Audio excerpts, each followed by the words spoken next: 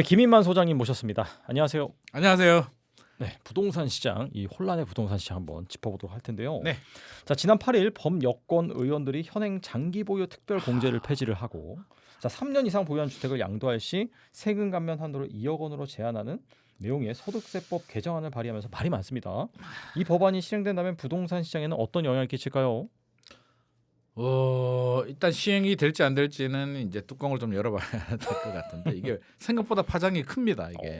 이게 뭐 일파만파 퍼지고 있는데 저도 이제 저 개인 채널을 좀 가지고 있는데 열심히는 안 하지만 올렸는데 조회수가 제 채널에서는 굉장히 많이 나오더라고요. 그래서 많은 분들이 이 부분에 대해서 굉장히 좀 민감하구나. 그래서 제가 댓글 잘 안 보는데 댓글을 보니까 1주택자들의 분노가 좀 굉장히 생각보다 약간 영린을 건드린 느낌이라는 생각이 듭니다. 그러면 왜 1주택자들은 이렇게 화가 나 있고 분노를 터뜨릴까에 대한 이해가 좀 필요할 것 같고요. 그 이해가 바탕이 돼야 이제 전망이 나올 것 같습니다. 항상 시장은 수요와 공급이 중요하기 때문인데요.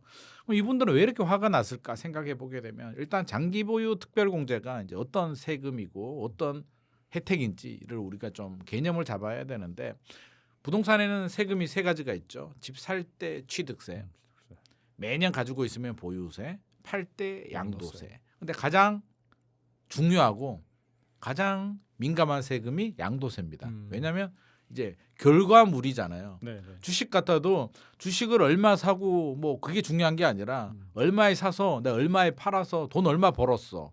라는 게 이제 중요한 거잖아요. 부동산도 취득가와 양도 가격의 차이, 이 양도 차익에 대해서 이제 세금을 부과하는 게 양도세인데요. 기본 세율은 6에서 45% 구간이 적용이 됩니다. 10억 넘어가게 되면 45% 양도 차익이 뭐 1,400만 원 이하는 6% 이게 구간별로 적용이 되는데 또 그렇게 생각하시는 분들이 많이 있습니다. 1세대 1주택자들 집 하나 가진 사람은 비과세를 해주잖아요. 근데 얼마까지 해주느냐?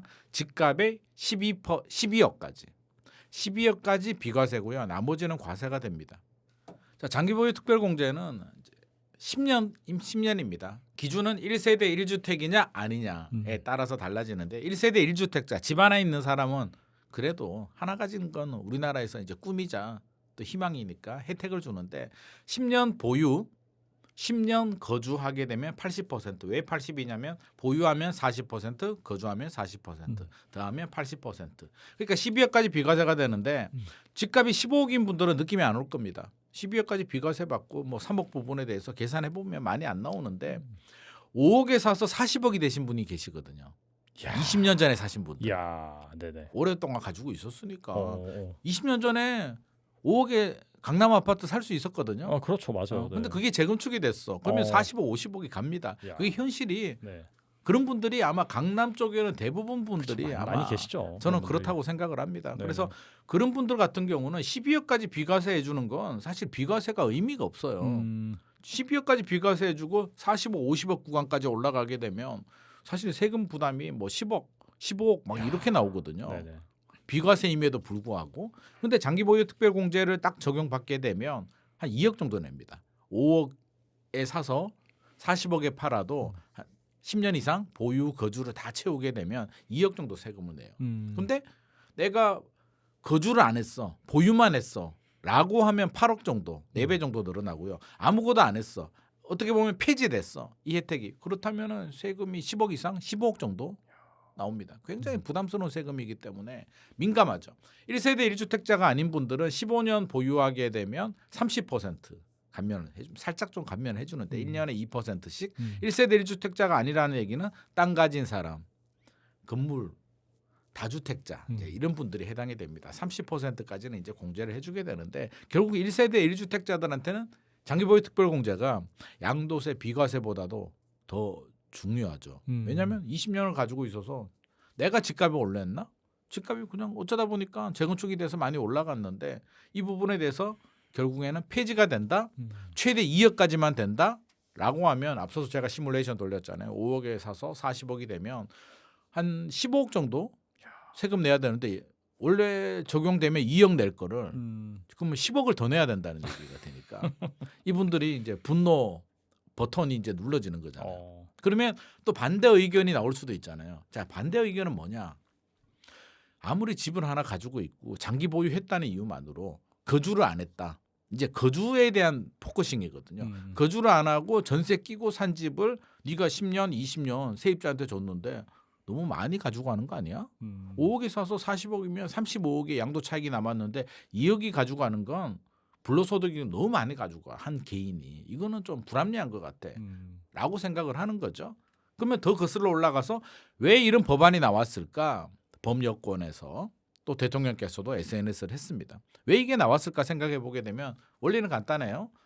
집값을 잡아야 되는데 이제 집값이 올라가니까 강남 집값, 서울 집값을 잡아야 되는데 아마 고가 아파트가 타깃이 될 것 같고요.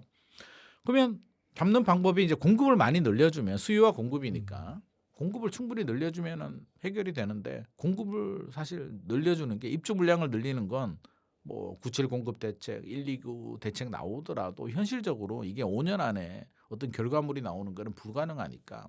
그러면 방법이 뭐 집을 가지고 있는 집주인들이 집을 팔면 그것도 이제 매물의 효과가 나오기 때문에 팔아라. 그러면 어떤 분들 기본적으로 다주택자들이 이제 팔 수 있잖아요. 내가 사는 집 하나 빼고 나머지는 임대 주고 있는데 그 집을 좀 파는 게 어떻겠니? 라고 하는 게 이제 다주택자 규제입니다. 그래서 취득세도 중과세, 지금 양도세도 5월 9일 지나면 중과세, 보유세도 올릴 수 있다. 너 견디기 힘들지?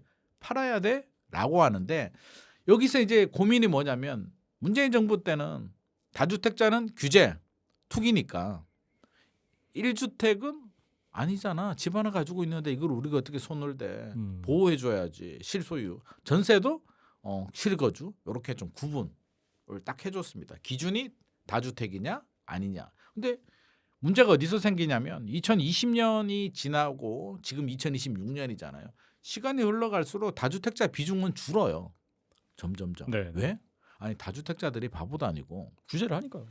정부에서 규제하니까. 네, 네. 그러니까 다주택자들이든 1주택자든 무주택자든 우리는 정책에 순응하잖아요. 정책을 맞설 수는 없는 거잖아요. 우리 개인이. 그러면 다주택을 하지 말래. 문재인 정부 때. 규제를 많이 한대요. 그러면 집 가진 사람들은 어떻게? 주택 수를 줄여야 되겠구나. 점차적으로 지금 줄이고 있습니다. 2020년에서 2026년을 보게 되면 다주택 비중은 줄어들어요. 근데 집값은 어떻게 됐나요? 계속 올라갔잖아요. 2022년 하반기 미국이 긴축할 때 빼고 그때는 이제 미국 때문에 일시적으로 떨어진 거고요. 다주택자는 주는데 집값은 올라간다? 뭔가 좀 이상하잖아요. 그럼 다주택자가 원인이 아닌가? 그럼 뭐가 문제지? 그럼 투기는 누구야? 라고 했을 때 이제 1주택자로 돌아갑니다. 누가 집을 많이 샀을까? 2020년 이후에 주로 주택 구매한 사람들이 분포를 보게 되면 무주택자들. 자금력이 되는 무주택자들, 또 자금력이 안 되더라도 대출 받으신 분들이 있죠. 또 하나는 갈아타기 1주택자들. 이분들이 집을 사니까 집값이 올라가더라. 그러면 1주택자도 구분을 해야 되겠구나. 1주택자를 구분하려면 어떻게 해야 될까? 거주를 하면 거주하는 집 하나를 가진 사람은 뭐라 그래요? 집 하나 가지고 있는데 이 부분에 대해서 뭐라 할 수 없잖아요. 실거주. 거주하지 않는데 전세를 준 사람은 야 이거는 필요 없는 집을 가지고 있구나. 이분은 팔아도 되는 집이네. 팔아야 돼. 그러면 이제 비거주 1주택에 대해서 칼날이 들어오는 거죠. 그럼 비거주 1주택자들이 가장 아픈 게 뭘까? 두 가지입니다. 보유세가 있고 장기보유 특별공제가 있는데 이제 보유세도 지금 논의를 하고 있는 부분이고요. 다주택자들을 많이 올릴 것인가, 비거주 1주택자에 대해서도 보유세를 아프게 할 것인가, 그 부분에 대해서는 이제 조금 이따 얘기하도록 하고요. 비거주 1주택자 중에서 또 아픈 게 이제 장기보유 특별공제 오랫동안 가지고 있는 분들이 집값이 많이 올랐기 때문에 양도세를 적게 내고 가지고 가는데 이 부분에 대해서 어떤 태클을 걸어서 양도 차익을 수익을 줄이게 되면 이분들이 굉장히 아프지 않을까. 그럼 어떻게? 야 우리 줄일 거니까 지금 팔아야 돼. 지금 팔면 너 80% 공제 받는다. 시간 지나고 팔면 계속 혜택이 줄어들 거야. 너 어떻게 할 거야?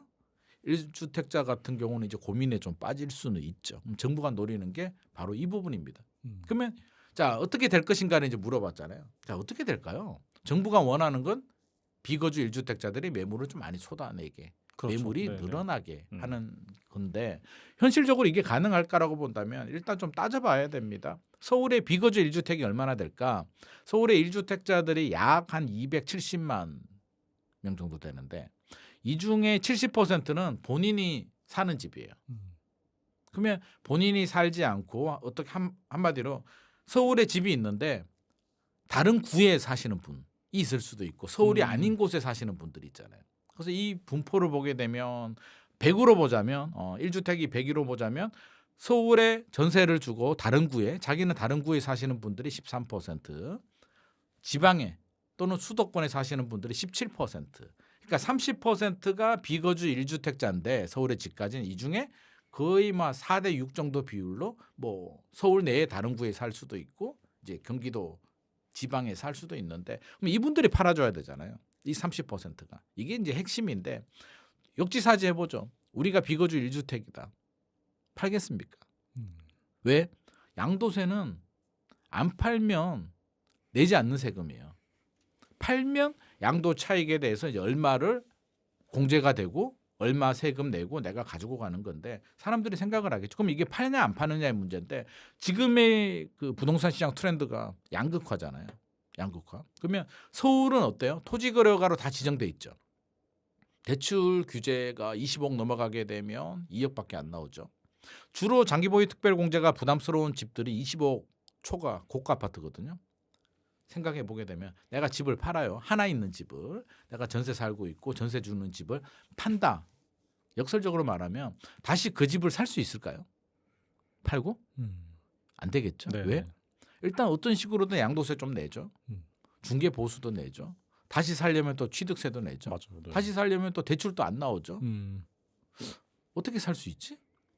똑같은 집을 팔고 살려면 돈을 더 투입을 해야 돼요. 그렇죠.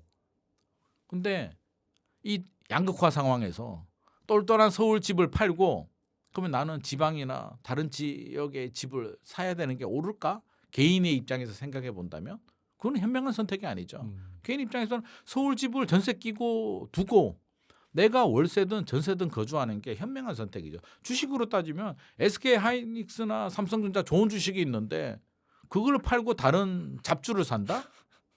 표현이 좀 그렇습니다만 그거는 이해가 안 되는 겁니다. 그러면 다수의 개인들은 이제 보유라는 걸 선택을 합니다. 그럼 정부가 이제 보유세를 엄청 올려서 야, 너 보유하면 힘들 텐데 보유세 감당이 되겠어?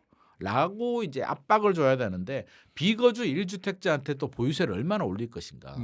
다주택자도 아닌 네. 비거주 1주택자에 대해서. 그러면 이 부분에 대한 또 하나의 논란이 생기는 포인트가 되고요.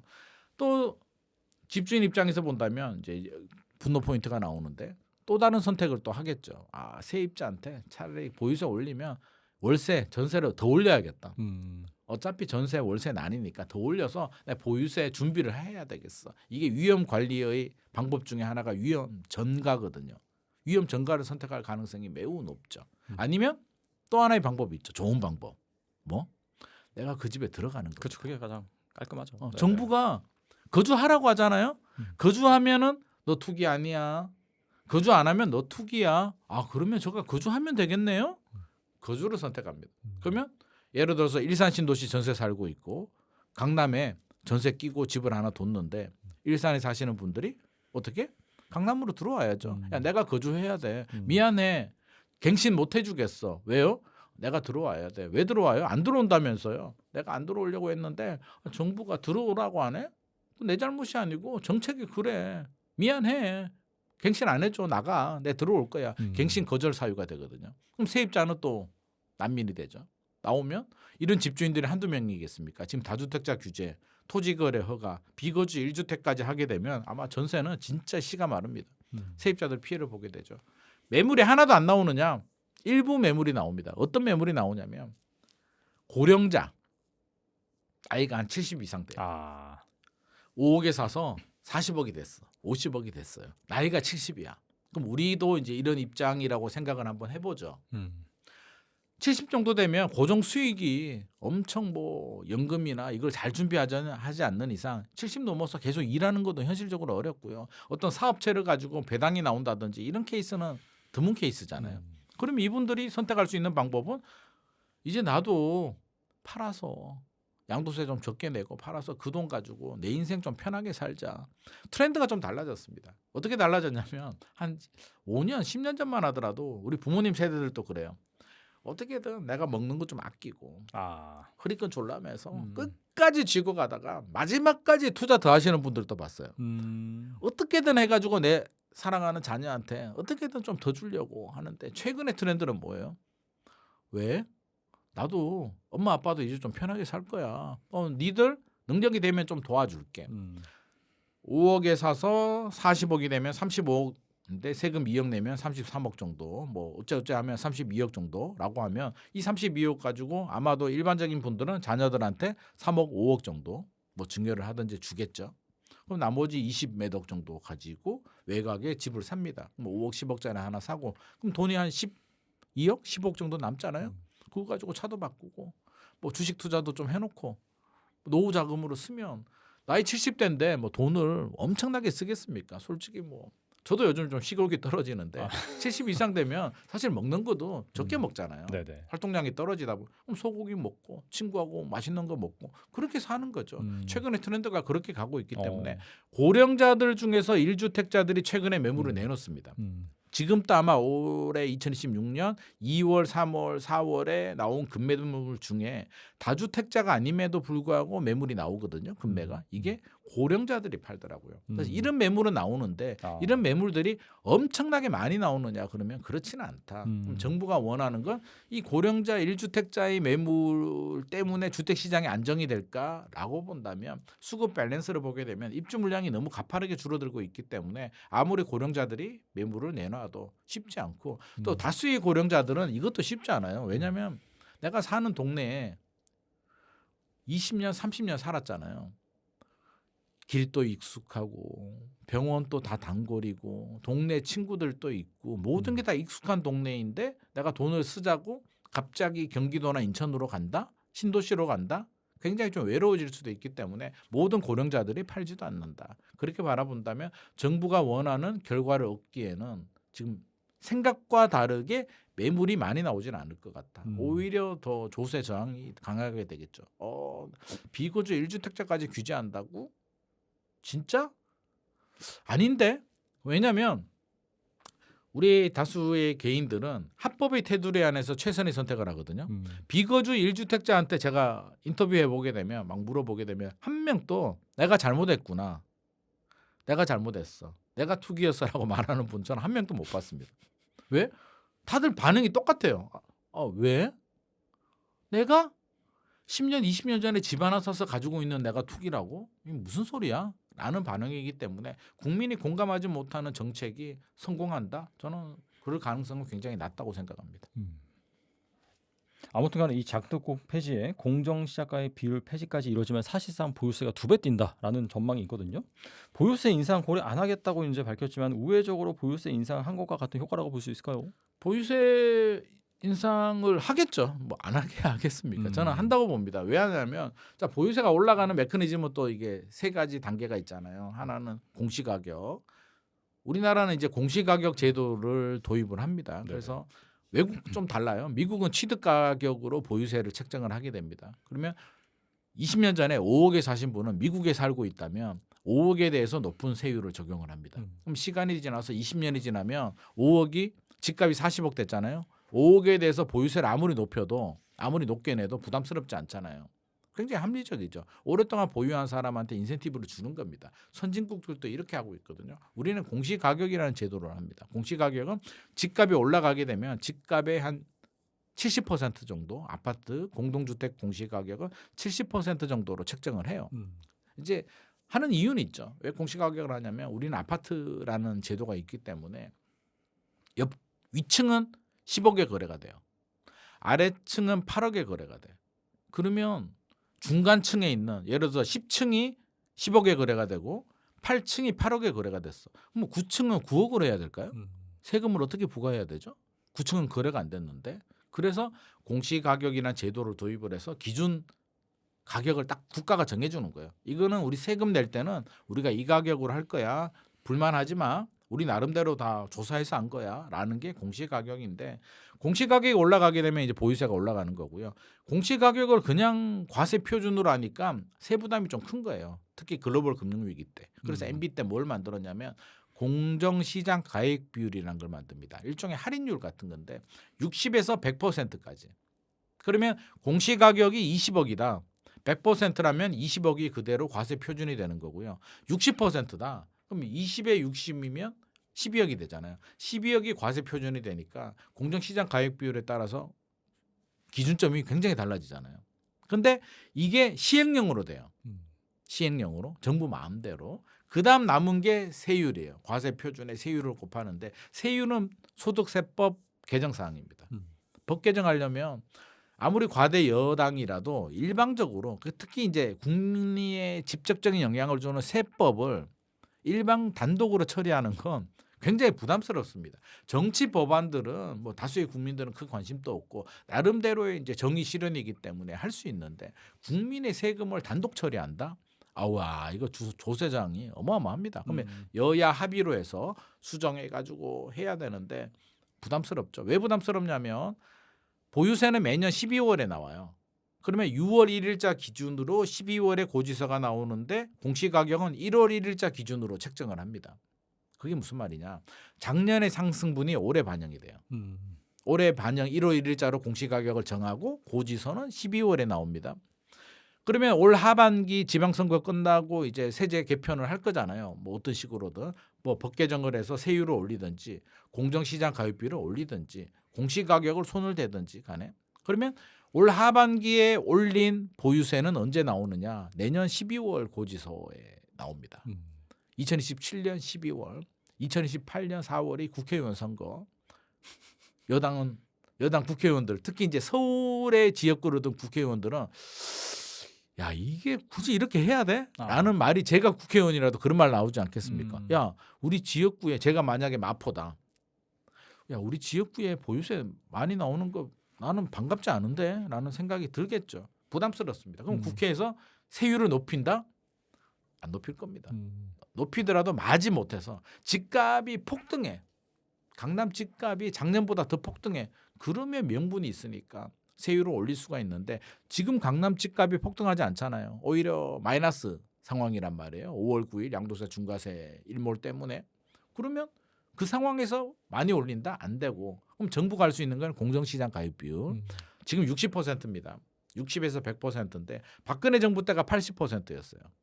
그러다가 문재인 정부 때 95%까지 올렸고 윤석열 정부가 60%로 내렸습니다.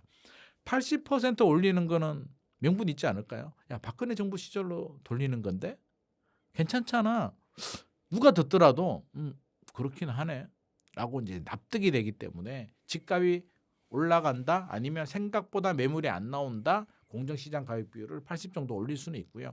이것도 확정이 아니에요. 왜 확정이 아니냐면 정부도 이제 눈치를 좀 보는 거예요. 딱 보니까 올해 공시가격이 많이 올라가거든요. 왜? 집값이 올라가니까. 공시가격은 집값이 70%이기 때문에 작년에 이제 올해 공시가격이 발표가 됐는데 공동주택 공시가격이 서울은 약 18% 정도 오른 거로 조사가 됐는데 이것도 평균이니까 한강 벨트 많이 올랐는 이런 지역들은 18%가 아니겠죠. 그렇겠네요, 진짜. 그럼 세부담이 한 40% 정도 늘어나, 50%까지도 늘어납니다. 그러면 자 정부는 아니야, 우리는 세율도 안 건드렸고 공정시장 가입비율도 안 건드렸어. 집값이 올라가가지고 올라갔네. 어떡하지? 그냥 참고 내 그냥 니들 집값 올라갔으니까 어쩔 수 없잖아. 국민들도 화가는 나는데 좀 짜증 나죠. 세금 고지서 나오면 짜증 나는데 500 내던 게 800 나와요. 짜증은 나는데 우리 집값이 올랐으니까 나오는 거예요. 몇억 올랐으니까 뭐 나. 그게 되고 그렇지 뭐 어째?라고 됩니다. 그래서 정부는 어차피 내년에 가만히 있어도 올라가니까 일단 한번 받아봐. 500 내던 사람이 한 800 내면 좀 짜증 날 테니까 그러면 여차하면 내가 더 올릴 수 있다라고 하면 부담되겠죠. 이걸 지금 노리고 있는 겁니다. 그래서 아직까지 확정을 안 해주고 있다. 이게 저는 약간 뭐랄까 무언의 압력 같은 전략을 좀 쓰고 있는 상황입니다. 그래서 보유세는 정부가 가지고 있는 사실은 마지막 카드예요. 우리 시장에서도 그걸 알고 있거든요. 왜? 카드가 뭐 있어요? 이제 시장을 압박하는 수요 억제 카드가 제일 확실한 게 대출, 금융 규제라고 합니다. 근데 대출은 제가 볼 때는 거의 거의 나올 카드가 나온 것 같아요. 다 나올 건 다 나왔다. 왜? 작년 627 대책으로 6억까지 커팅, LTV DSR은 이제 기본 패키지로 들어가고 6억 패키지가 들어갑니다. 거기에 20억 넘어가게 되면 2억만 해주죠. 최근에는 총량 규제, 작년에도 했는데 총량 규제를 2030년까지 유지하겠답니다. 더 강화하겠답니다. 그러면 은행의 한도가 떨어지게 되면 6억은 고사하고 대출이 안 나올 수도 있습니다. 여기에 다주택자들 대출 연장 안 해준다고 또 했잖아요. 여기서도 대출을 또 뭘 더 규제할까? 20억 넘어가는 집을 제로로 할까요? 2억이나 제로나. 어차피 그게 뭐죠? 그게 뭔 의미가 있어? 큰 그게 의미가 없어요. 네. 그렇잖아요. 뭐 취득세도 못 내는 대출 2억이 무슨 의미가 있어? 음. 고가 아파트 시장은. 그렇다면 대출 규제는 이제 할 만큼 했다. 그런데 생각보다 집값이 지금 정부의 생각보다는 빠르게 안정이 안 되고 있는 것 같습니다. 두 번째 할 수 있는 게 지역 규제. 조정 대상 지역, 투기 과열 지구, 또 토지 거래 허가. 작년에 11호 대책 때 쏟아버렸잖아요. 저는 이게 실수라고 보는데 실책이라고 하죠. 왜? 한꺼번에 서울 전역과 경기도 12곳을 확 그냥 부어버렸는데 역대 정부들이 문재인 정부, 노무현 정부 때 아무 생각이 없어가지고 조정 대상 지역 지정하고 집값이 오르네. 투기 과열 지구 지정하고 투기 지역 지정하고 마지막에 문재인 정부 마지막에는 토지 거래가도 조심스럽게 몇 개 지역만 요렇게 했는데 이유가 있지 않겠습니까? 그 사람들이 바보여가지고 순차적으로 핀셋 규제를 했겠습니까? 근데 이렇게 생각한 거죠. 어차피 규제를 해도 문재인 정부를 보니까 풍선 효과가 생기더라. 나머지 지역들 어차피 올라가니까 우리는 한 번에 규제를 해가지고 풍선 효과를 싹을 잘라버리겠다라고 해서 쏟아버렸는데 지금 결과적으로 서울 외곽 지역들 올라가죠. 많이 올라갔죠. 전세난은 더 심해졌죠. 이게 이제 수습도 안 됩니다. 왜? 한 번 규제를 하게 되면 이걸 주워 담는 게 힘든 게 토지 거래 했잖아요. 작년 2월, 3월 기억하잖아요. 서울시에서 별 생각 없이 장삼대청 생각을 했나? 생각을 했는지 안 했는지는 모르겠는데 장삼대청 풀어줬다가 폭등해가지고 다시 묶는 해프닝이 있었는데 그게 정치인들은 트라우마. 왜? 야 이거 토지거래가 잘못 건드렸다가 이거 완전 폭탄이야 저거. 핵폭탄이야 저거. 함부로 건드리면 안 돼라는 고양이 목에 방울이 됐기 때문에 건드리지도 못합니다. 근데 이게 이제 꼬리처럼 물어서 지금 아마 정부 마음은 이 토지거래 허가 이거 때려 죽이고 싶을 거예요. 정부도. 왜? 토지거래 허가가 전세 끼고 사고 팔고가 안 되잖아요. 이게 왜 꼬이냐면 토지거래 허가 때문에 최근에 5월 9일 양도세, 중과세, 유예 일몰인데 대통령께서 말을 여러 번 바꿨습니다. 이 토지거래 허가 때문에. 왜? 이게 2, 3주 정도 걸리거든요. 이제 계약을 보게 되면 보통 우리가 집 살 때 계약 어떻게 합니까? 집이 마음에 드네. 가계약금 내고 계약서 쓰고 계약금 내고 한 달, 두 달 있다 중도금 내고 한 2, 3개월 후에 잔금 내고 등기 치면 끝. 토지거래 허가는요. 집이 마음에 든다. 매매 예약서라는 걸 작성을 합니다. 그리고 가계약금 같은 거 조금 걸고 구청에 허가 좀 해주세요. 내가 실거주 할 거예요. 자금 출처하고 다 냅니다. 그럼 2, 3주 정도 후에 이제 떨어집니다. 그러면 그 허가서를 가지고 이제 계약서를 쓰게 되는데 5월 9일인데 생각해 보면 이게 2, 3주 걸리거든요. 4월 중순 되면 이 효과가 끝나버립니다. 그러니까 대통령이 5월 9일까지 토지거래 허가 신청까지 봐주겠다라고 했는 이유가 바로 이거예요. 왜 이걸 안 해주게 되면 4월 중순부터 이제 매물이 잠기기 때문에 5월 9일이라는 날짜가 의미가 퇴색이 되니까 연장시켜 준 거거든요. 그리고 또 이 비거주 1세대 1주택자들은 올해 말까지 무주택자들한테 팔면 뭐 한시적 갭 투자 허용해 주겠다. 사람들은 또 그게 또 뭐야? 왜 자꾸 말이 왔다 갔다 하고 왜 이래라고 하는데 그것도 토지거래가 때문에 전세 끼고 사고 팔지를 못하는데 비거주 1주택자들 이제 팔게 하려고 장특공제도 지금 뭐 법률권에서 뭐 개정안 나왔고 계속 압박을 하고 있는 거잖아요. 그러면 그러죠. 아니 토지거래 허가 때문에 나 못 파는데 그래서 한시적으로 또 풀어주네. 계속 스텝이 꼬여요. 지금 전세난 또 토지거래가 때문에 더 심해졌잖아요. 집주인이 들어와 버린다니까요. 전세 만기되면 또 세입자한테 주게 되면 2+2 4년이 가니까 집주인이 입주를 하거나 아예 공실로 비워두는 분들도 있어요. 월세를 돌리는 분들도 있고 계속 왜곡이 생기기 때문에 토지거래가는 정말 잘못된 규제이기도 하고 정부가 풀기도 굉장히 어려운 부분입니다. 그러면 이제 지역 규제 나왔죠. 대출 규제 나왔죠. 남은 거는 이제 세금 규제. 보유세. 보유세와 양도세, 취득세 세 가지가 있다고 제가 말씀드렸습니다. 취득세는 이미 중과세. 윤석열 정부 때 이거를 못 없앴어요. 이걸 줄이려고 했는데 법 개정 사항이어서 못했어. 그래서 취득세 중과세는 문재인 정부 때부터 지금까지 유지. 보유세, 종부세 지금 남은 카드, 양도세는 이미 이제 5월 9일자로 중과세 확정. 문재인 정부 때 했던 취득세, 양도세는 이제 다 확정이에요. 다시 부활. 보유세 하나 남았어 이제. 그러니까 정부가 가진 카드는 안타깝게도 이제 보유세 하나 남았습니다. 하나. 그러면 이 보유세 하나 남은 마지막 히든 카드를 언제 쓰느냐? 저는 제일 걱정이 되는 게 섰잖아요. 시장의 반응이 별거 없네? 라는 반응이 나오는 순간 정부는 아무런 카드가 없습니다. 그래서 제가 아마 대통령이라면 제가 뭐 정책실장이라면 저는 보유세 카드는 마지막까지 아낄 것 같습니다. 이것까지 서버리게 되면 우리는 아무 카드가 없기 때문에 어떻게든 압박의 수단으로 사용해야 되는데 아마 정부도 이런 생각인 것 같습니다. 그래서 세금으로 잡지 않겠다라고 하는데 시장의 반응을 보게 되면 강남은 강남인데 지금 강남 외곽 15억 아래 아파트의 매매, 전세, 월세 시장이 너무나 불안하기 때문에 사실 저는 진퇴양난이 아닐까 생각을 합니다. 그리고 조만간 지방 선거가 있습니다.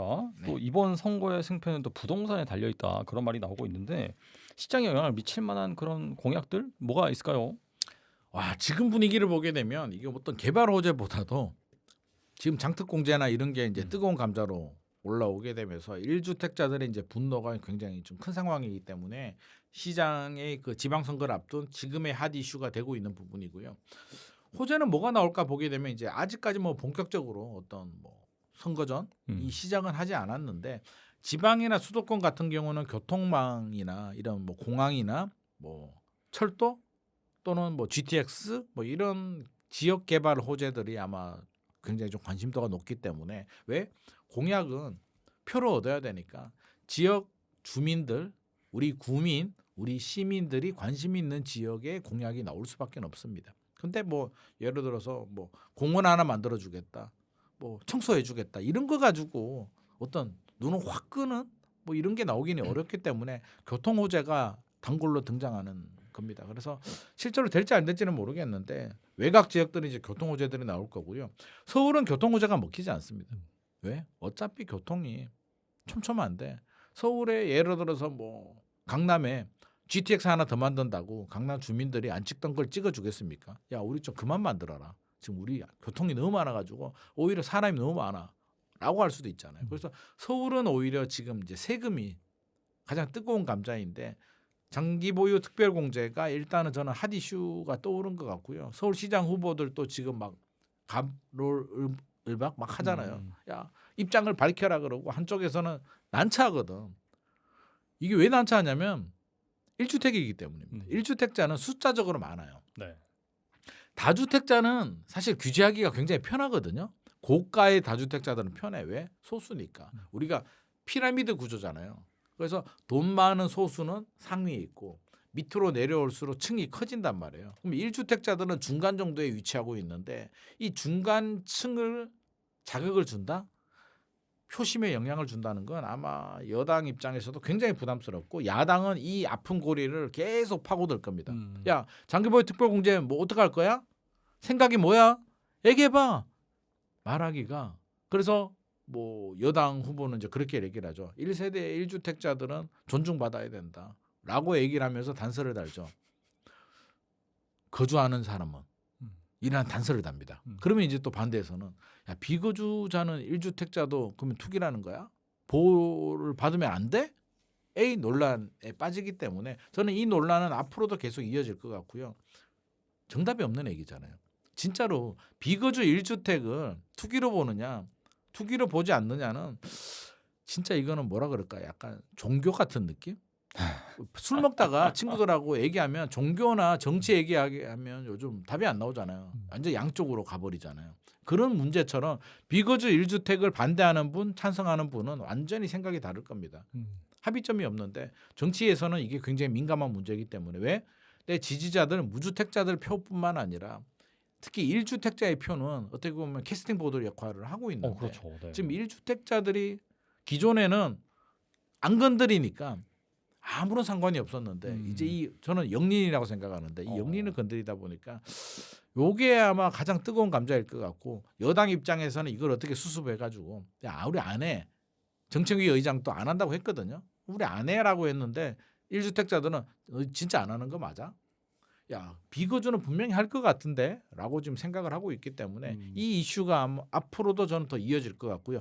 비거주 1주택은 왜 중요하냐면 장기보유 특별공제는 양도세에 영향을 주게 되고 보유세도 거주와 비거주를 나눌 가능성이 높거든요.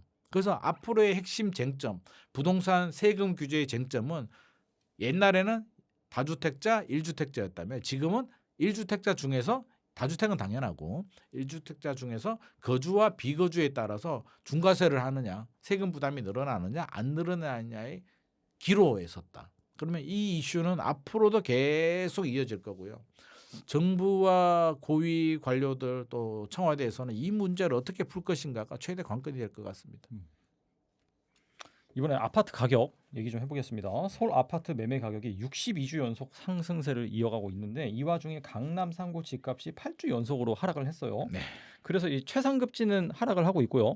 하지만은 그 외 지역들은 또 상승을 한단 말이죠. 이런 흐름 지속될 수 있을까요? 지속되지는 않을 것 같습니다. 왜 아니냐? 네네. 구분을 하자고 섹터 구분을 좀 합시다. 떨어지는 한강벨트, 한강벨트도 또 섹터 구분이 또 필요한데 강남 3구, 용산구와 마포, 성동, 강동, 광진, 뭐 동작, 여의도 있는 영등포, 목동에 있는 양천구 이런 한강벨트들 같이 볼 수도 있고 따로 볼 수도 있는데 지금 통계를 보게 되면 강남 3구와 용산구는 하락이죠. 특히 강남 3구는 8주 연속 하락인데 이 8주가 무슨 의미? 양도세 중과세 때문에 2월부터 4월까지 이제 하락이 되는데 이 흐름을 쭉 보게 되면 자 이게 왜 떨어질까의 원인이 중요하거든요. 자 집값이 떨어진다는 얘기는 집주인들이 시세보다 저렴하게 이제 급매로 내놓는다는 얘기고 매수자들이 안 사면 집주인들이 호가를 더 떨어뜨리면 뚝뚝 떨어지는 거고요. 떨어뜨렸는데 바로 사면 그냥 요 정도 하락 거래에 머뭅니다. 그러면 원인이 중요한데 이 원인에 따라서 집을 팔려는 매도자와 집을 사려는 매수자의 반응이 달라지는데 추세 하락이다. 소위 말해서 집값이 더 떨어질 것 같아. 그럴 수 있잖아요. 뭐 미국에서 중동 전쟁이 안 끝나. 국제 유가가 150, 200달러가. 와, 그럼 주식시장 어떻게 될까? 와, 집값은 어떻게 되지? 그러면 이제 긴축할 거잖아요. 물가가 천정부지 올라가니까. 미국이 2022년 긴축하니까 우리 아직도 그 기억이 생생하잖아요. 와 제로 금리에서 1년 만에 5.5%까지 가네. 그러면 지금 또 여기서 긴축하게 되면 미국이 기준금리가 8% 10% 가면 어떤 일이 발생하지? 생각만 해도 등골이 오싹하잖아요. 주식 난리가 날 것 같은데 부동산도 난리가 날 것 같은데 이렇게 공포가 지배가 되면 불확실성이 커지게 되면 사람들은 던집니다. 왜? 하락할 것 같으니까. 지금보다 앞으로가 떨어질 것 같으면 주식도 똑같을 거예요. 더 떨어질 것 같으면 손절매해야 되잖아요.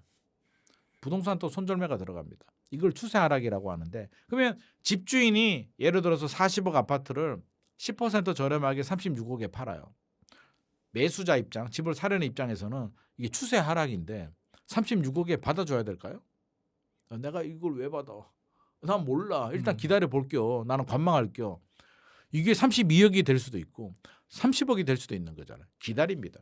그러면 팔려는 매도자들은 불안하니까 36억이 아니라 35억, 34억을 내립니다. 이게 추세 하락인데 최근의 양상을 보게 되면 금매가 언제 나왔냐면 3월 초, 2월 말, 3월 초에 초금매가 나왔습니다. 금매도 아닌 초금매. 초금매는 왜 나왔을까? 40억인데 36억이 아니라 뭐 32억 이렇게 떨어진 거예요. 자, 초금매가 나온 이유는 현명한 판단입니다. 왜 현명한 판단이냐?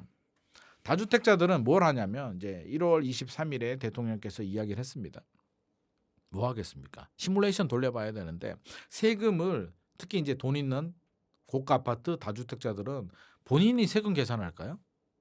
돈 주더라도 세무사 상담가잖아요. 세무사도 한 명한테 가지 않습니다. 2명, 3명 기본으로 갑니다. 그래서 의견이 일치되는 걸 보는데 시뮬레이션을 돌려보는데 시뮬레이션 돌려보게 되면 이제 세 가지의 답안이 나옵니다.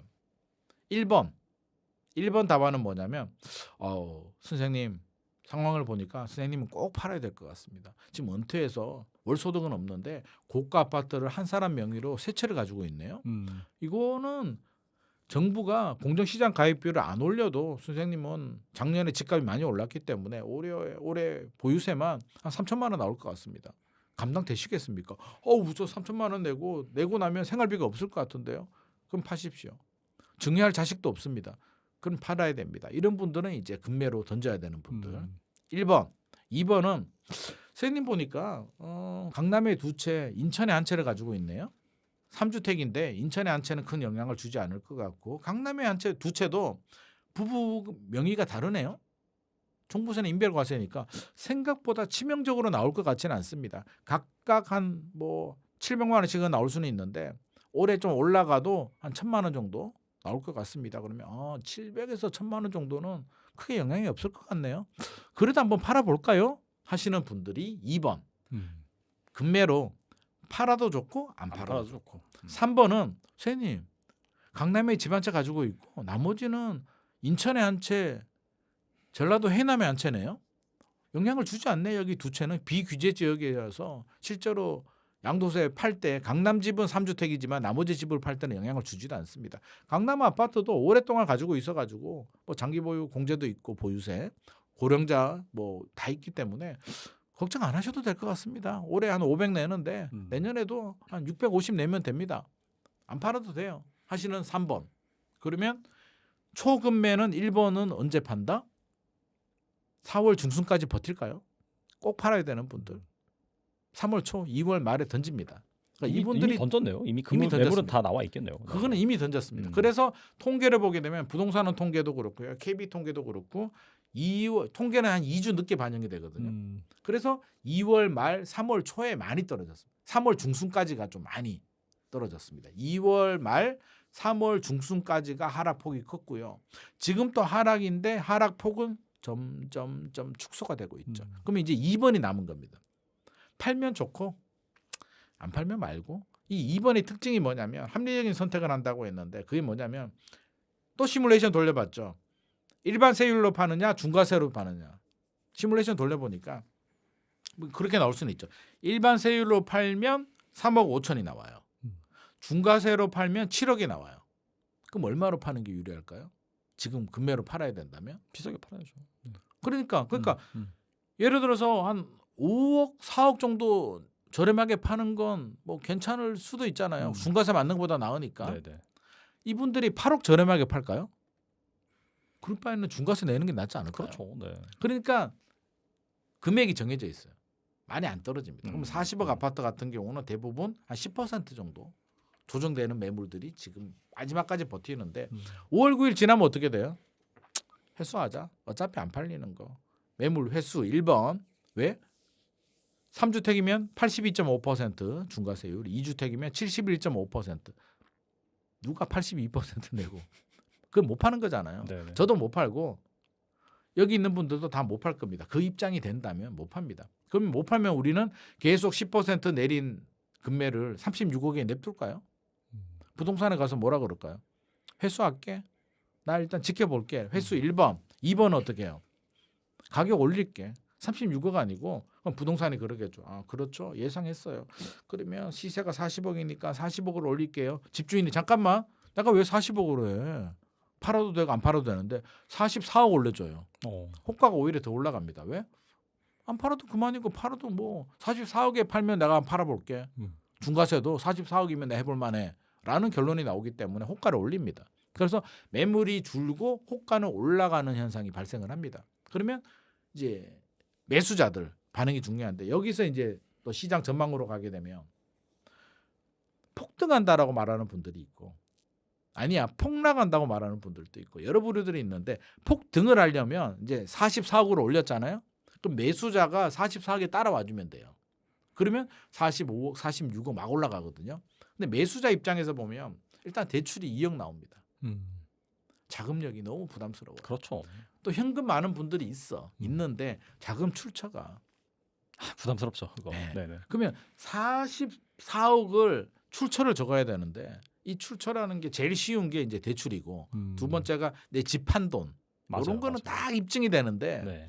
대출이 일단 2억밖에 안 나오니까 그러니까 집을 팔고 사는 사람은 그나마 좀 입증이 가능한데 그렇지 않은 사람 예를 들어서 내 자녀 집을 사주고 싶어 내가 돈이 많으니까 사줄 수 있지 자금 출처가 부모님 돈 증여 그러네요. 네. 그러면 일반적으로 말하면 증여세 내면 되지 않아라고 하는데 그렇지 간단하지 않습니다. 예를 들어서 40억을 증여해요. 증여세를 많이 내고 그러면 아우 증여세 냈으니까 문제 없네요라고 그냥 쑥 넘어갈까요? 그렇지 않습니다. 왜? 무슨 위험이 있냐면 세무조사 위험이 있습니다. 이게 100%는 아닌데 예를 들어서 자녀가 25살이에요. 근데 40억 아파트를 샀네. 근데 부모가 전액 증여를 해줬어. 국세청이 그냥 쓱 넘어갈까요? 들여다봅니다. 40억 그럼 날아오죠. 그 기본적으로 날아옵니다. 이 정도는 적으라고 부동산원에서 한 몇 장짜리가 날아오거든요. 다 적어야 됩니다. 사유가 뭐고 다. 그래서 패스하면은 넘어가. 근데 부동산원에서 야 이거 40억이 이 사람이 무슨 돈으로 마련했는지가 불문명하네. 그러면 이제 국세청으로 넘기게 되면 국세청이 또 들여다보게 되는 이런 구조기 때문에 세무사들이 그래서 최근에 많이 바쁜 이유가 이런 이유도 있습니다. 그러면 자 병원장이라고 생각해 볼게요. 제가 이제 강남에 유명한 병원이야. 1년에 매출이 한 100억 나온다고 칠게요. 우리의 집 하나 사주려고 40억 집 하나 사주려고 굳이 내가 세무조사 당하면 영업정지 당하는데 매출이 100억인데 집을 사줘야 될까요 지금? 아니죠. 그러면 야 아빠 피곤하다. 나중에 다 풀리면은 그때 사든지 아니면 나중에 아빠 집이 네 집 아니냐. 그냥 있어라 그냥. 이런 선택이 나올 수도 있기 때문에 폭발적으로 수요가 강남에서 늘어나기는 현실적으로 저는 어렵겠다. 그리고 뭐 2월 3월에 금매 맛을 봤잖아요. 36억, 32억 맛을 봤는데 지금 44억으로 올리면 따라가겠습니까? 그것도 적응하는 시간이 필요하거든요. 그렇게 본다면 저는 매수자도 관망. 집주인들은 매물 회수 아니면 호가 상승, 호가 인상. 그렇게 보면 거래는 절벽. 강남 쪽에는 아마 이런 상황이 줄다리기 나름대로 올 하반기는 이렇게 될 가능성이 높을 것 같고요. 그 외의 지역들, 마용성이나 이런 지역들은 하락 아닙니다. 일시적으로 살짝 하락 내려왔다가 지금 다시 상승으로 전환이 됐는데 강남보다는 강도가 좀 약하죠. 금액대도 낮고 부담도 뭐 보유세 부담도 덜하고 양도세 부담도 덜하고. 왜냐하면 마포에 뭐 25억, 30억 아파트라고 가정을 해보게 되면 50억 아파트는 보유세 부담이 좀 아플 수 있어요. 근데 마포에 25억, 30억 아파트 가진 사람은 이제 몇백만 원 정도 내거든요. 500 내다가 700 내는 게 엄청 아플까요? 그 정도 아플 것 같지는 않고요. 그럼 보유세를 또 얼마나 더 올려야 될까? 500 내다가 작년에 500 냈는데 올해 7, 800 내고 근데 정부가 공정시장 가입비를 올리고 세율까지 올려요. 2천만 원 나오게 합니다. 어떤 마음이 들까요? 야, 내가 뭘 잘못했는데? 500 내던 거 2년 만에 2천 올린다고? 내년에는 3천 올린다고?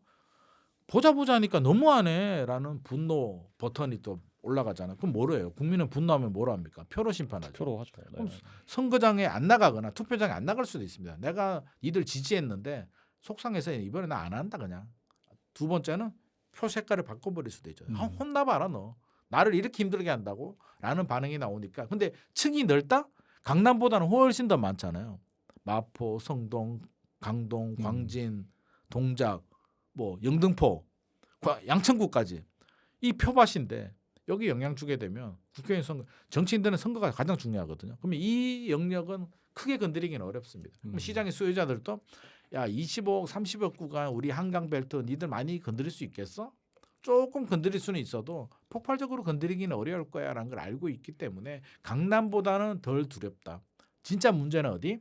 15억 아래 노도강, 금강구, 은평구, 중랑구 이런 서울의 외곽 지역들 여기는 성북구 마찬가지고요. 성북구도 최근에 굉장히 핫한데 왜 그러냐면 여기는 이제 종합 문제 세트?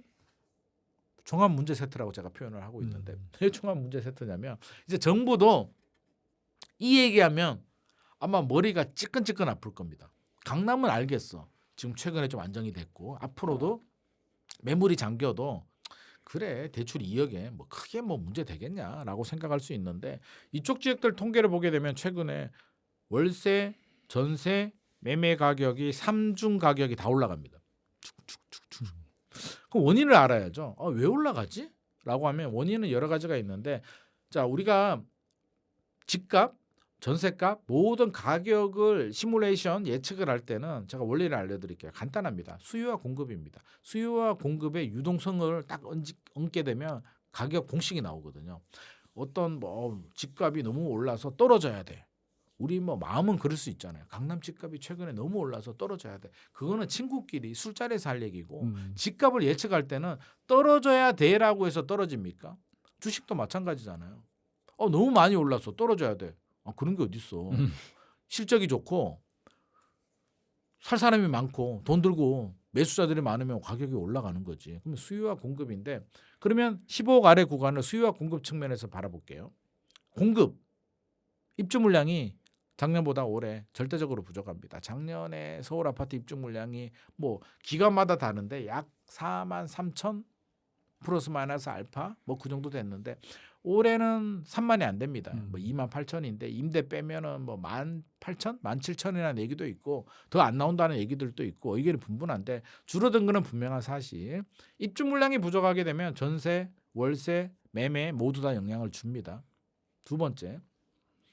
기존에 있는 매물이 이제 회전이 돼야 되는데 여기도 이제 반응이 있죠. 최근에 제가 이제 지인을 만났는데 전세 만기 돼서 큰 소리 한번 치고 이제는 다른 집 한번 가보리라. 자꾸 집주인이 갱신하면은 뭐라 하고 또 올려달라 그러고 4년 됐는데 올려달라 그러고 내가 진짜 짜증 나가지고 내가 다른 집 가버리라. 딴 집 구하러 갔는데 없어요. 전세 매물이 1,000세대, 2,000세대에 뭐 1개 있고 2개 있고 이럽니다. 가격도 높습니다. 그럼 어떤 선택을 해요? 일단 집에 와서 상의하고 집주인한테 바로 전화합니다. 목소리 톤이 달라집니다. 죄송합니다. 제가 잠시 요즘 회사 일이 너무 힘들어가지고 제가 이성의 끈을 놔버려가지고 정말 죄송한데요.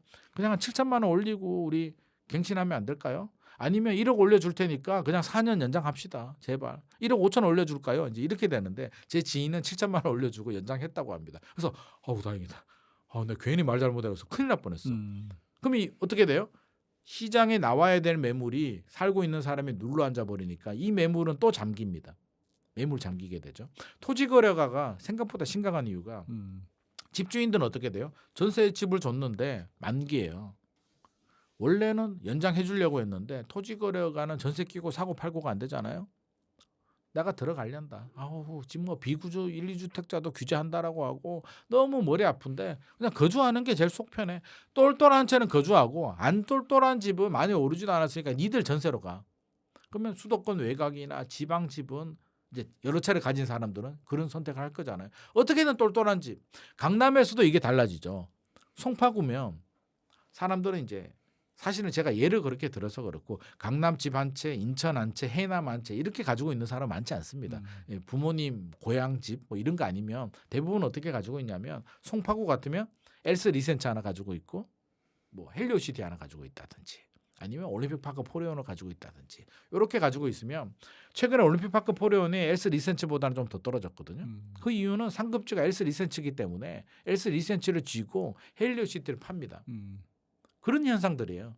그렇게 바라본다면 일단 똘똘한 지역으로 들어옵니다. 원래는 세입자한테 주는 집을 집주인이 들어와요. 세입자는 또 나가야 되잖아. 수요 증가. 집주인은 들어옵니다. 이게 산수를 보게 되면 집주인이 원래 계획은 팔고 무주택 세입자가 사면 제로섬이라고 했는데 현실은 그렇지가 않고 다른 지역에 있는 집주인이 들어와서 이 좋은 똘똘한 한 채를 입주를 해버리고 세입자는 나와서 다른 집을 구해야 되는데 집이 없는 수요는 증가하는데 공급은 줄어드는 이런 부작용들이 지금 전방위적으로 나옵니다. 그러면 공급은 일단 줄어들었죠. 입주 물량도 없고 매물이 안 나옵니다. 심각한데 그러면 이제 수요 측면에서 보죠. 수요. 그냥 뭐 이사 다니고 세입자가 나와서 쫓겨나가고 이런 수요들도 있는데요. 가장 결정적인 수요가 누구냐면 신혼부부. 신혼부부가 1년에 얼마 나오는 줄 아세요? 서울에 혼인신고 얼마 할 거? 몰라요. 2024년이 4만 2천 쌍. 2025년이 4만 9천 쌍. 요즘 결혼 많이 하지 않아요? 요즘 코로나 때보다 많이 해요. 출산율도 많이 올라갔다라고 하고. 그러니까 그게 네네. 출산율이 늘어난 이유도 결혼을 많이 그렇죠. 하니까. 결혼 많이 하니까. 그렇죠. 출산율이라는 게 가임 여성 기간 내에 이제 얼마가 되는 거잖아요. 네네. 그러니까 자녀도 많이 출산하지만 결혼을 많이 하게 많이 되면 하니까 출산율이 출산하는 올라갑니다. 거죠. 그럼 네네. 결혼을 많이 합니다. 그럼 결혼하면 부모님 집에서 살까요? 뭐 일부 그런 사례가 있을 수도 있는데 대부분 나옵니다. 이걸 가구수 분화라고 하거든요. 엄마 아빠 집에 살 때는 같은 세대에서 남편, 아들, 딸이 나와서 이제 가정을 만들잖아요. 가구수 분화가 부모님 집에 사시는 분들도 있겠으나 뭐 그런 거 뺀다면 뭐 4만 9천 약 5만 건. 이 5만 수요가 증가하잖아요. 이 5만 명이 어디로 갈까요? 명이 아니죠. 5만 쌍이죠. 어디로 갈까요? 매매, 전세, 월세가 있는데 대부분 전세부터 가죠. 그렇죠. 네. 부모님 아주 잘 만난 사람 아니면 부자들도 머리 아프니까 집 살려고 하면 또 자금 출처도 있고 머리 아프니까 일단 전세로 갑니다. 네. 그래서 최근에 일반적인 경우가 이제 중산층 같은 경우 양가 집에서 뭐 3억 정도, 3억 도와주고 본인들이 모은 돈으로 전세집을 구하는 게 이제 패턴이었는데 최근에는 이 공식이 깨집니다. 왜 깨지냐면 전세집이 없기 때문입니다. 매물이 씨가 말랐는데 와 저는 진짜 이게 이해가 안 되는 게 이렇게 빨리 소멸이 되나 할 정도로 성북구에 가게 되면 SK 북한산 시티 3,830세대 아파트 있거든요. 여기 전세가 몇 개 없어요. 야. 막 2개, 3개 막 이래요. 그래서 가보면 이게 우리 아실이라는 통계 기관이 있는데 앱이 있는데 보게 되면 이제 작년 11월 대책부터 뚝 떨어지거든요. 그래서 서울의 전세가 지금 15,000개 정도 반토막이 났습니다. 1년 전보다 반토막이 났는데 15,000개도 사실은 이게 뭐라 그럴까 호가 그냥 중복이 많아요. 이 집에서도 올리고 이 집에서도 올리고 많아요. 맞아요. 네. 그래서 실제는 15,000개도 안 됩니다. 자 전세집이 없네? 그럼 또 어떤 선택을 해야 돼요? 결혼을 해야 되는데 계획이 있으니까 뭐 임신했을 수도 있고 계획이 그러면 전세집이 매물이 씨가 말랐어. 그럼 이제 월세 매매인데 월세 예를 들어서 250 내야 된대요. 작년에 150이었는데 올해 200 내래. 250 내는 집은 350 부르고 막 이러거든요. 그럼 어떤 선택? 월세를 낼까요? 내는 분들도 있고. 그럼 반반이라고 할까요? 5만 중에 2만 5천 원 갔어 월세로. 나머지 2만 5천 원. 야 월세 낼 바에는 집을 사는 게 맞지 않아? 대출이자 내나 월세 내나 집주인한테 돈 주나 은행한테 주나 우리 마음은 왠지 집주인한테 주기 싫거든. 그냥 은행한테 주고 싶거든요. 왜? 은행한테 줘서 집값이 올라가게 되면 시세 차익이라는 걸 양도세를 내더라도 이익을 보게 되고 두 번째는 월세로 가면 2년 4년 후에 월세 가격이 떨어질까? 나는 전세로 갈 수 있을까? 에 대한 답이 안 나와요. 월세가 더 올라간다는 건 우리 다 기정사실이잖아요. 월세가 올라갈 수밖에 없고요. 전세도 2년 4년 후에 전세가 많아지고 안정이 될까? 아닐 것 같거든. 입주 물량이 2년 4년 후에 입주 물량이 늘어날까요? 안 늘어납니다. 그러면 답은 주거 안정을 위해서 또 재테크를 위해서라도 내 집 마련하자. 수요. 근데 이분들이 돈이 많냐? 뭐 강남 아파트나 마포로 살 정도냐? 뭐 전문직들이야 마포 살 수 있습니다만 안 나옵니다. 대출도 안 나오기 때문에 이런 분들이 가장 공략하기 좋은 아파트가 15억 아래 구간다. 대출이 6억까지 나오니까. 그럼 이분들이 어떤 생각이냐면 또 불안 버튼이 있어요. 그게 뭐냐면 총량 규제. 작년에 봤잖아. 네네. 12월 되니까 은행에 가니까 나는 LTV도 맞춰서 DSR 소득도 좋아. 6억 필요 없어. 5억 대출만 받아도 돼. 은행 가니까 죄송한데요. 지금 총량 규제 막혀가지고 우리 한도 소진이에요. 내년에 오세요. 이걸 이제 경험을 했어요. 그래서 올해도 정부가 총량 규제 유지한다고 하니까 야 하반기 넘어가고 올해 말이 넘어갈수록 총량에 막혀서 대출이 안 나올 수도 있겠구나. 상반기에 대출 나올 때 사자라고 하면서 지금 15억 아래 구간들이 그냥 쭉쭉 올라가죠. 아마 통계를 봐도 구로구, 강서구, 노원구, 뭐 성북구 그냥 다 0.2% 이상입니다. 상승률이 0.2%면 꽤 많이 올라가는 거예요. 지금 같은 분위기에 0.2% 상승은 굉장히 정부 입장에서는 아픕니다. 근데 문제는 확산된다는 거죠. 용인, 수지. 왜? 이제 서울에서 못 버텨. 경기도로 또 난민들이 그러니까 경기도 집을 산 사람의 한 16%가 서울입니다. 이 비중도 늘어나고 있습니다. 어디 샀느냐? 하남, 구리, 광명, 용인, 수지, 동탄 막 퍼져나갑니다. 예전에는 내가 도봉구 창동에 예를 들어서 전세집을 구하려고 했어요. 했는데 창동에 전세집이 없잖아요. 그러면 뭐 월계동으로 갈 수도 있고 쌍문동으로 갈 수도 있고 이렇게 가는데 요즘은 없네. 주거 인프라가 좋은 거 그냥 용인 수지 갈까? 점핑해서 갑니다. 그리고 이제 하이닉스, 삼성전자 뭐 성과급 얘기도 많이 나오는데 그런 분들이 이제 통근 버스 라인으로 해가지고 요즘 뭐 셔틀 버스 있는 셔세권이라고 하든가 뭐 그런 얘기들도 하던데 그런 지역들을 또 찾아가는 분들도 있고 이런 수요들이 굉장히 많다. 그럼 다시 정리하게 되면 임대 시장은 공급 부족, 수요 증가. 딱 어떻게 돼요? 가격 상승 곡선이죠. 공급 대비 수요가 많아진다. 여기서 이제 유동성이라는 게 줄어들면 집값이 안정될 수 있는데 지금 추경하잖아요. 뭐 돈 뭐 얼마 주진 않더만 이번에 네네. 그 하위 그 기초 수급자들은 좀 많이 받는데 그렇지 않은 분들은 많지는 않은데 그게 중요한 게 아니라 이거를 우리는 유동성이라고 부릅니다. 맞아요. 추경이 네. 유동성이에요. 작년에 2번 했잖아요.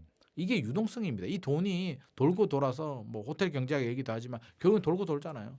유동성이 늘어나면 주식이고 집값이가 안 오르겠어요. 자산 가격 오르죠. 자산 네. 가격 오릅니다. 미국 주식이 왜 많이 올랐는데요? 유동성 많이 풀렸으니까 그냥 간단해요. 네. 거기에 이제 수요와 공급이 맞붙는 거기 때문에 유동성이 줄어들까요? 저는 단기간에 줄어들기는 어렵다고 봅니다. 특히 이제 선거 앞두고는 더 미국은 또 중간 선거가 있고 맞아요. 우리는 지방 선거가 있기 때문에 저는 미국 중간 선거 전까지는 트럼프가 절대 유동성 회수하기 힘들 거다. 본인을 위해서라도 주식시장이 떨어지게 되면 미국은 더 날리니까 그렇게 바라본다면 임대차 시장은 굉장히 좀 아플 거다. 우리 서민들한테. 그러면 정부도 아프다. 왜? 강남 집값 올라가면 쉽잖아요. 쉽다는 표현이 좀 그렇습니다만 왜? 고가 아파트니까 보유세 올려도 되고 대출 제한해도 아프고 왜 그 비싼 집을 너 대출 안 받고 살 수 있어? 살 수 있는데요. 세무조사 할 건데 괜찮아?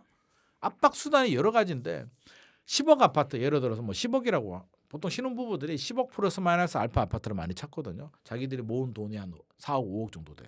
물론 요즘 재테크 잘해가지고 하신 분들도 있고 모은 분들도 있는데 대출 받아서 10억 정도 사는데 이 10억 집을 때릴까요?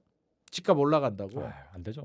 그건 안 되잖아. 네네. 이 사람들이 표 다 있습니다. 피라미드를 보게 되면 가장 많은 피라미드인데 층인데 여기에 보유세를 때린다?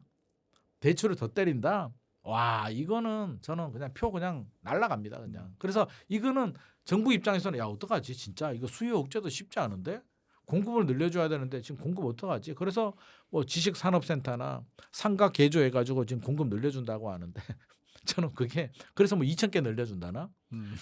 신혼부부가 1년에 5만 쌍이 나오는데 2,000개 늘려주는데 이 신혼부부들이 또 상가나 지산 개조한 집에 집을 차리려고 하겠습니까? 엄청 까다롭죠. 네.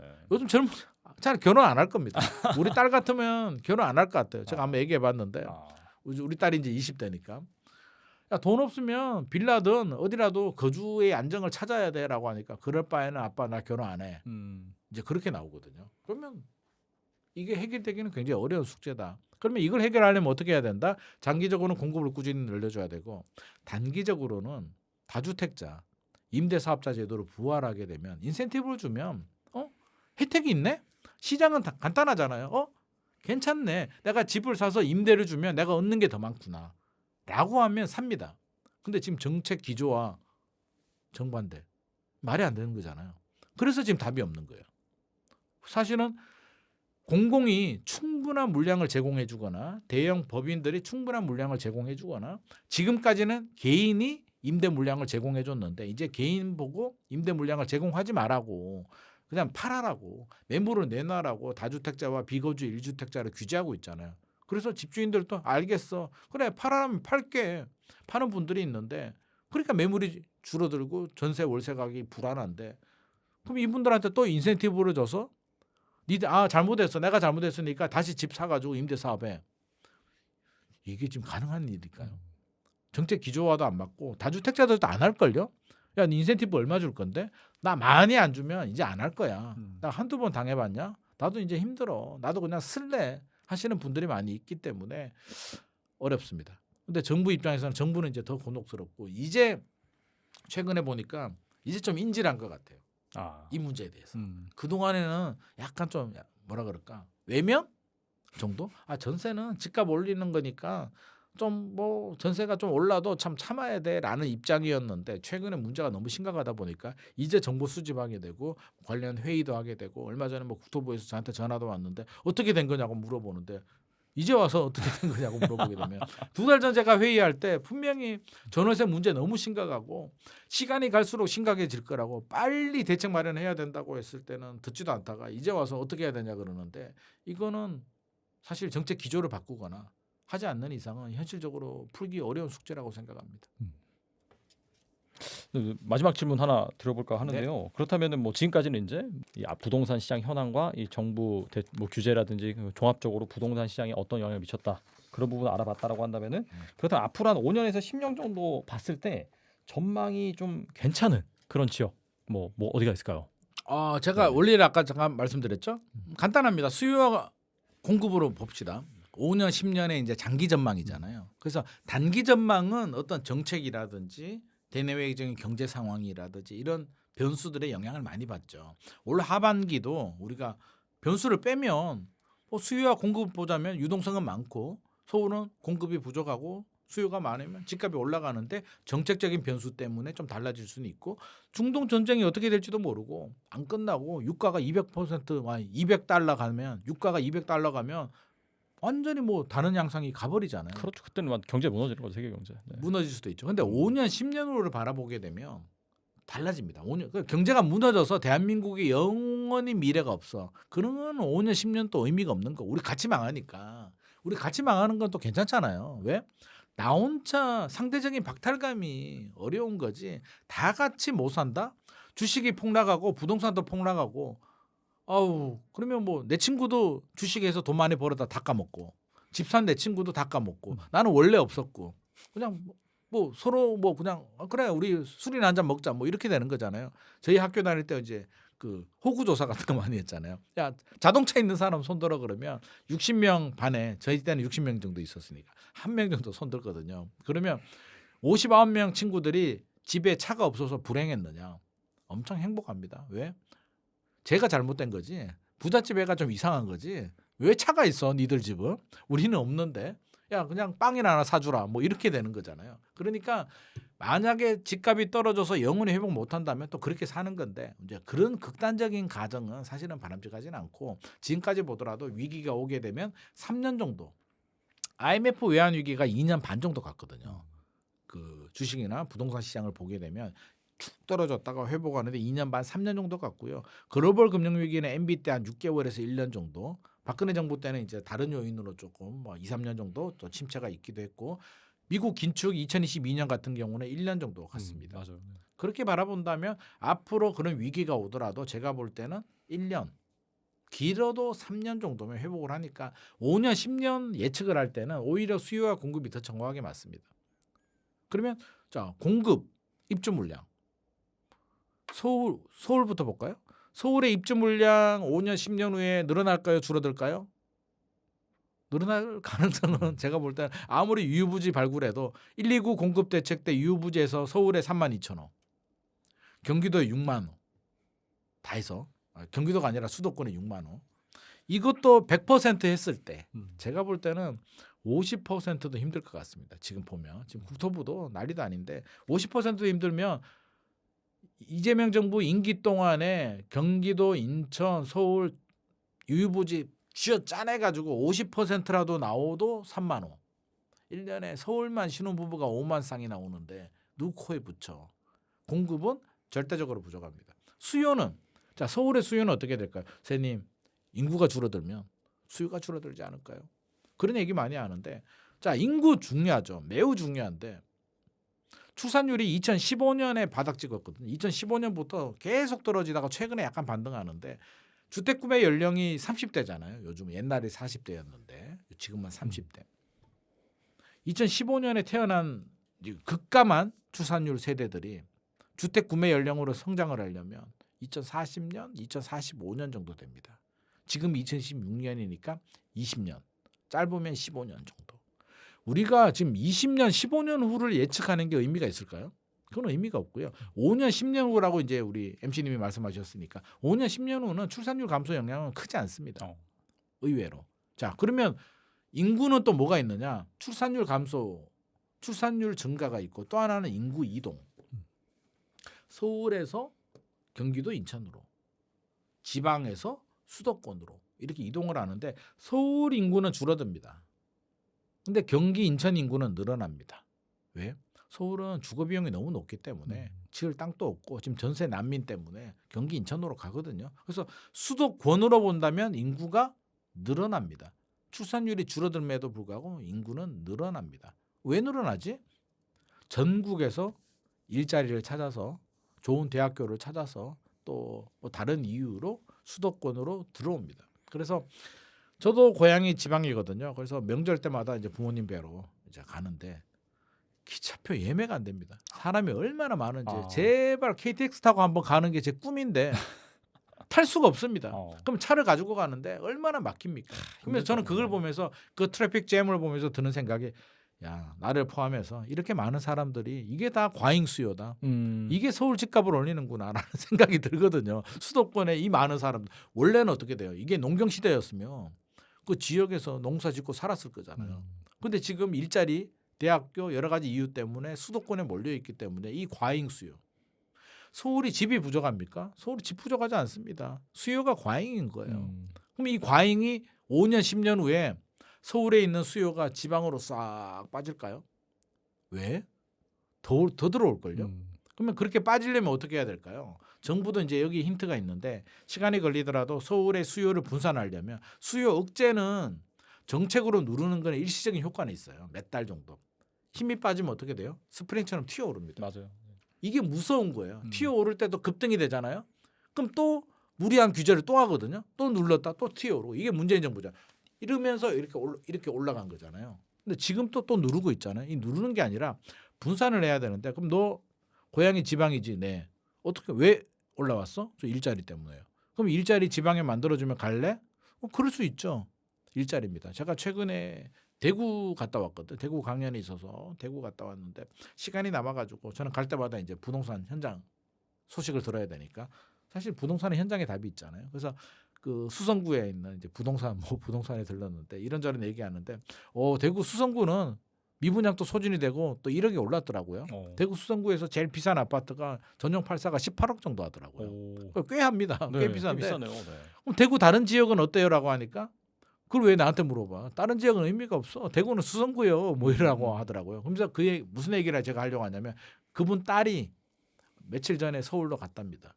그래서 왜요? 하니까 일자리 찾아서 엄마하고 살고 싶은데 대구에는 대기업 일자리가 워낙 부족하기 때문에 애가 원래 상경했다고 합니다. 굉장히 마음 아파하더라고요. 우리 딸이 여기서 같이 살고 싶고 우리 딸도 엄마하고 살고 싶은데 일자리 때문에 어쩔 수 없이 갔다고 이것 좀 해결해 달라고 하더라고요. 그러면 여기서 힌트가 있는 거죠. 그러면 지방에 대구, 부산, 광주 같은 광역시의 대기업 일자리들, 뭐 반도체 클러스터라든지 뭐 전기자동차, AI 이런 대기업 일자리들이 막 투자가 들어가게 되면 5년, 10년 후에 저는 이 지형이 바뀌는데 될까요?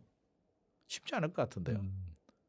뭐 지방에 대학교 10개, 서울대 10개 만든다는데 말도 안 되는 얘기고 지방에 있는 대학교라도 투자해가지고 포항공대, 카이스트 수준으로 만들어주는 게 저는 맞다고 보는데 장기적으로 이렇게 해야 됩니다. 이런 정책을 해야 되는데 지금 정책 보면 그렇지가 않습니다. 5극 3특 좋긴 한데 이런 일자리는 잘 보이진 않습니다. 그렇게 바라보면 5년, 10년 후에 답은 나왔죠. 서울 수도권은 여전히 수요 과잉, 공급 부족이 될 거다. 수도권에 3기 신도시 나오는데요. 3기 신도시 나오죠.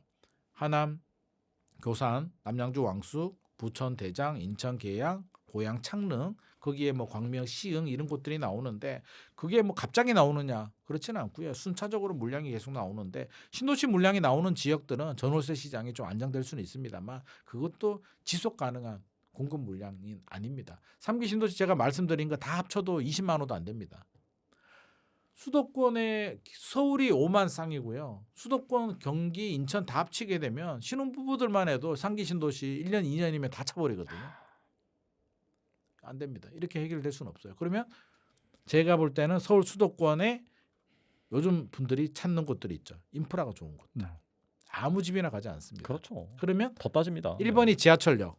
기준을 정해야죠. 지하철역, 초등학교, 그리고 학원가나 편의시설, 브랜드 아파트, 뭐 신축이면 좋은데 신축은 워낙 비싸니까. 그래서 주거 인프라가 잘 갖춰진 곳, 거기에 하나 더 하면 개발 가능성이 있는 곳 이렇게 들어가는데 이제 인프라가 좋은 곳들은 가격이 좀 비쌉니다. 그래서 저는 그런 생각이에요. 한강필터 가면 좋지. 비싸잖아요. 그러면 내 돈에 맞는 나만의 상급지를 찾는 게 최우선이라고 생각하거든요. 돈이 5억 있어. 현금이 5억이 있다면 답이 두 가지가 있잖아요. 대출 5억 받아서 10억에 맞는 아파트를 사는 방법. 뭐 노도광이나 금광구나 뭐 이런 지역들 찾아보면 있습니다. 10억 플러스 마이너스 알파 있고요. 수도권에서도 충분히 지금 경부벨트부터 움직이는데 경부벨트라는 게 이제 분당을 시작으로 분당은 워낙 비싸니까 분당, 판교, 과천은 한강벨트라고 봐야 되고요. 그 외에 용인 수지, 성남 구시가지, 수원, 뭐 용인 기흥구, 동탄, 안양 동안구, 구리, 하남 이런 지역부터 움직입니다. 항상 순서가 있습니다. 서울 중심부, 강남 3구, 한강벨트, 서울 외곽 지역, 경기 남부축 쭉 돌아서 서쪽, 북쪽 가고 지방으로 내려가거든요. 이 흐름이 지금도 이어지고 있습니다. 왜? 저평가가 되어 있거든요.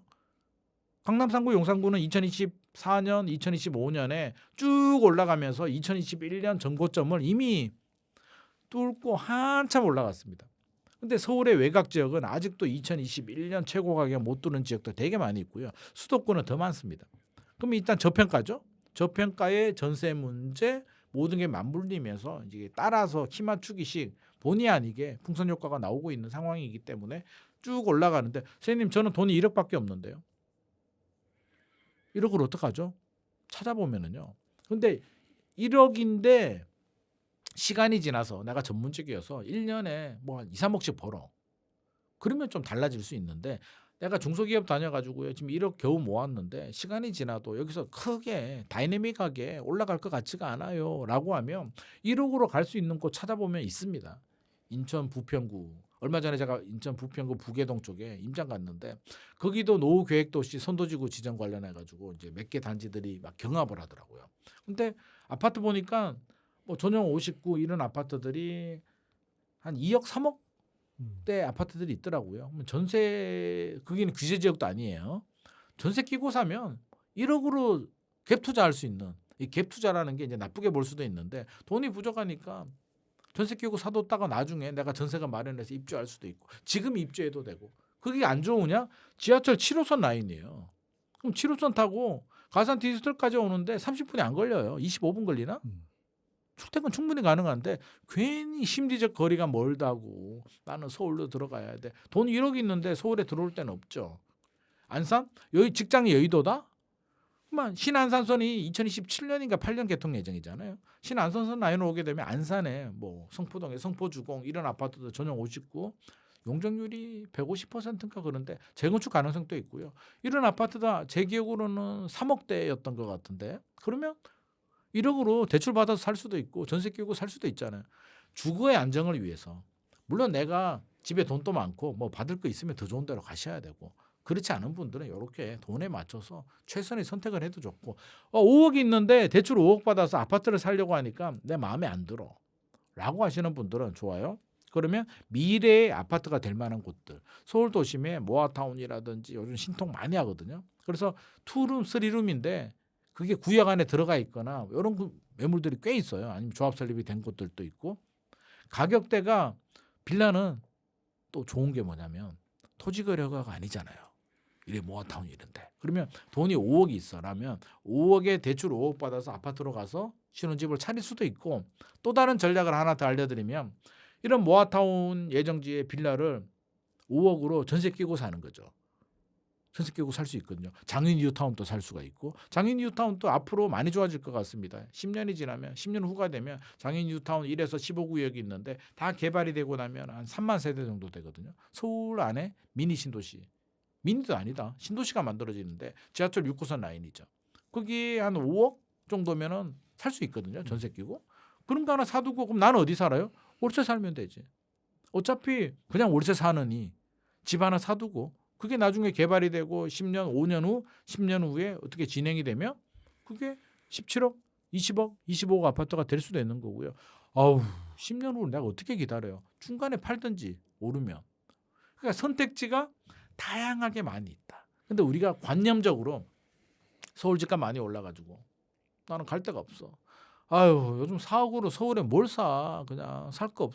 그게 아니라 찾아보면 많이 있다. 그렇다고 제가 뭐 모든 걸 올인하라는 얘기는 아니고 그렇게 두고 돈 모아서 요즘 저는 주식도 물론 최근에 이제 굉장히 급등도 하고 있는데 선진국으로 갈수록 이제 금융시장이 발달하고 성장을 하기 때문에 이게 일시적으로 뭐 이렇게 갔다가 물론 슈퍼사이클이 꺼지면 반도체 슈퍼사이클이 꺼지면 조정은 받을 수는 있는데 장기적으로 보게 되면 이제 금융시장이 성장을 하게 되면 우리가 이제 금융 투자도 많이 해야 되는 게 저는 맞다고 보거든요. 그렇게 바라보면 이렇게 하고 금융 투자하고 채권도 사고 주식 투자도 하고 미국도 사고 미 국채도 사고 골드도 사고 옛날에 비하면 재테크하기 얼마나 좋습니까? 우리 부모님 세대는 정보도 없었고요. 대출도 안 나왔고요. 굉장히 어려운 시대였는데 오직 벌어서 해결을 해야 됐다면 지금은 다양한 방법이 있으니까 우리 부티풀 보면서 이런 의견, 저런 의견, 부동산, 주식, 다른 금융 지식 보면서 나만의 전략. 이제 나무로 본다면 하나만 있는 건 아니에요. 내 나무에 이런 접도 붙여보고 저런 접도 붙여봐서 나만의 나무에 좋은 열매를 맺도록 노력하는 게 저는 최선의 선택이라고 생각합니다. 네, 혼란스러운 부동산 시장 하지만은 또 마지막 말씀을 또 들어보니까 정말 서울 곳곳에 내지는 뭐 경기도권에 저평가된 곳이 많이 있습니다. 그래서 그런 쪽으로 한번 눈 돌려보시면 좋을 것 같습니다. 네, 지금까지 김민환 소장님 좋은 말씀 감사합니다.